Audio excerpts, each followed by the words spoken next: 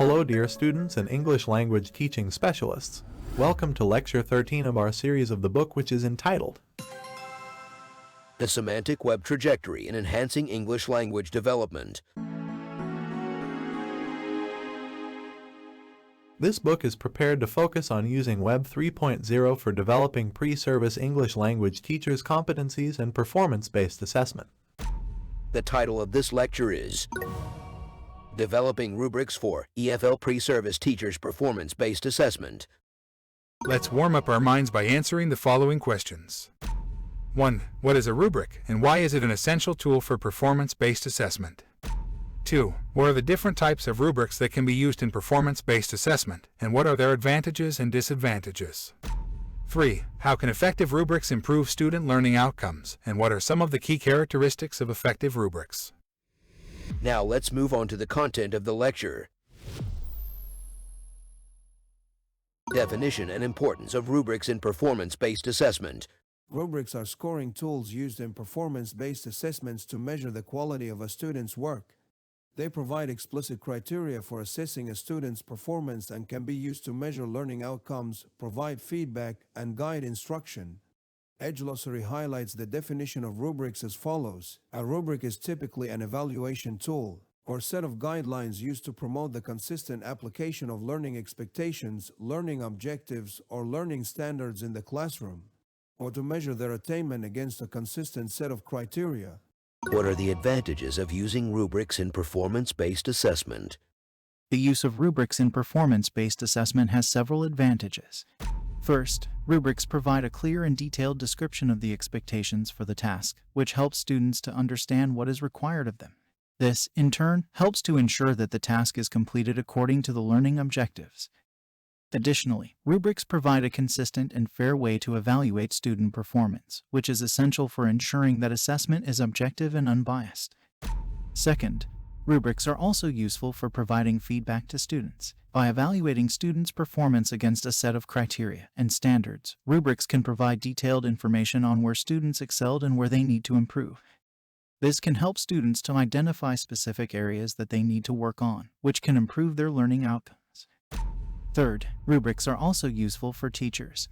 They can be used to evaluate student performance and to inform instructional decisions. By analyzing student performance data, teachers can identify areas where students are struggling and make adjustments to instruction accordingly. Furthermore, rubrics can also be used as a tool for self-reflection and improvement by teachers, as it allows them to reflect on their own teaching practices and identify areas for improvement. What are the types of rubrics?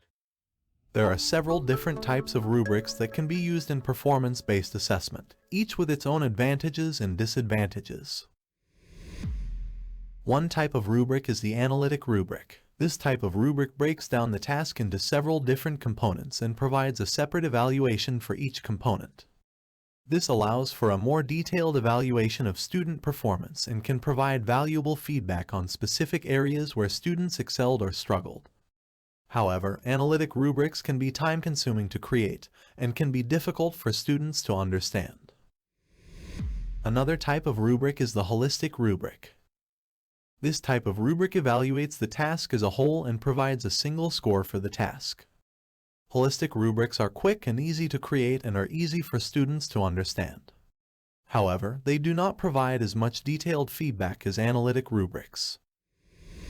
A third type of rubric is the single-point rubric. This type of rubric is a combination of analytic and holistic rubrics. It is a simple rubric that only has one or two criteria, and it provides a single score for the task. Single-point rubrics are easy to create and understand, but they may not provide as much detailed feedback as analytic or holistic rubrics.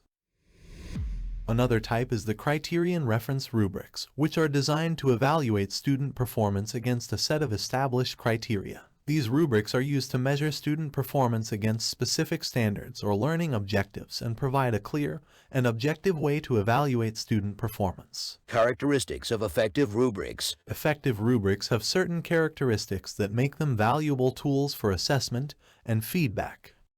These characteristics include 1. Clarity. 2. Alignment. 3. Specificity. 4. Reliability. 5. Validity. 6. Usability. 7. Flexibility. By having these characteristics, rubrics can provide accurate and informative feedback that can help to improve student learning outcomes.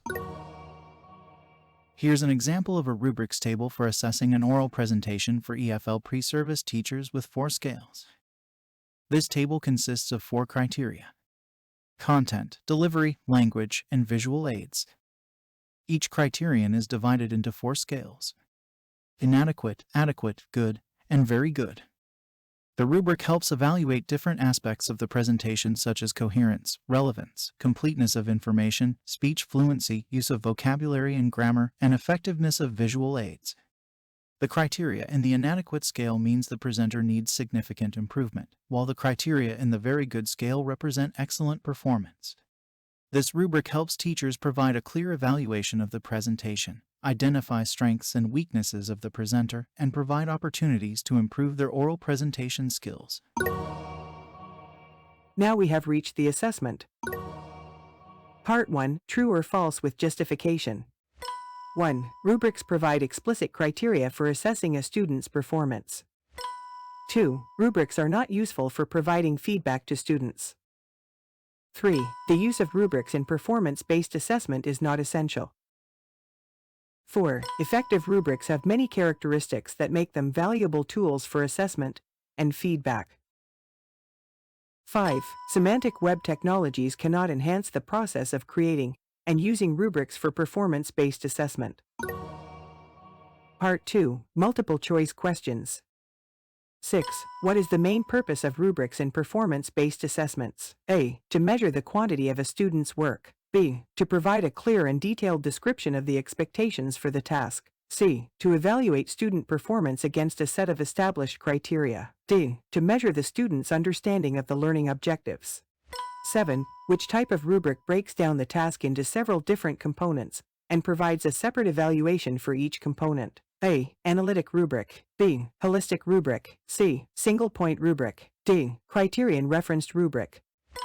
8. Which characteristic of effective rubrics makes them a valuable tool for both students and teachers? A. Usability. B. Clarity. C. Alignment. D. Reliability. 9. What is the advantage of analytic rubrics? A. They are quick and easy to create. B. They evaluate the task as a whole and provide a single score for the task. C. They provide a more detailed evaluation of student performance. D. They are a combination of analytic and holistic rubrics. 10. What is the advantage of using semantic web technologies in developing rubrics for performance-based assessment? A. It makes the rubrics more complex. B. It makes the rubrics less flexible. C. It enhances the process of creating and using rubrics. D. It makes the... Thank you for watching this video. I hope you found it informative and enjoyable. If you liked what you saw, please consider giving it a thumbs up and subscribing to my channel for more content like this. Don't forget to hit the notification bell so you never miss an upload, and as always, feel free to leave a comment below with any questions or feedback. Until next time, take care and stay tuned for more.